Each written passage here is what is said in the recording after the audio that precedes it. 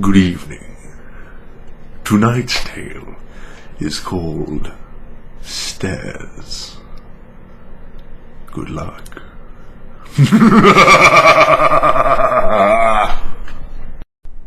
In 1984, there lived an old widowed lady by herself in a 2-story house who was completely immobile and bound to her wheelchair. Ever since the mysterious death of her husband, she required the aid of a carer who would visit her daily to help her with everyday tasks.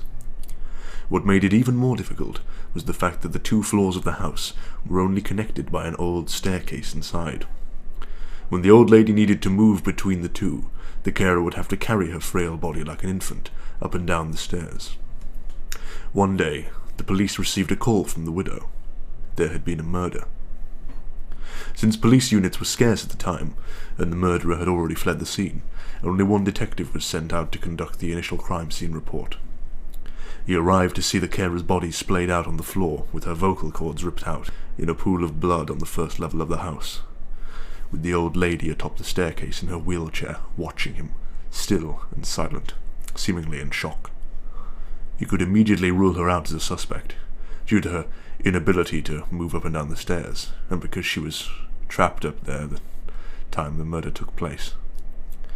It was similar to the death of her husband many years ago, who had suffocated in his sleep on the couch downstairs. The detective put on his gloves, took photos, swabbed for evidence, and covered the body until the coroner arrived later. All routine business. He scoped the house downstairs for any clues, then asked the old lady if he could look upstairs. She insisted that she was upstairs the whole time, and no one apart from her had been up there that day. But regardless of this, the detective ascended the staircase, to which she hesitantly moved aside. Beyond the staircase, there was a narrow corridor, with 3 closed doors along it. He checked behind each of the doors. The empty bedroom? Nothing. The bathroom? Nothing.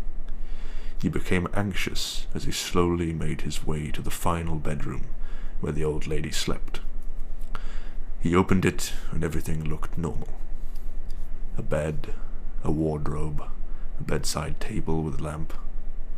He checked every wall of the room in horror, as it was not what he discovered, but what he did not discover that made him stop dead in his tracks and slowly reach for his gun in its holster. It was a detail so minor that they had completely overlooked it on the last investigation of her husband's death.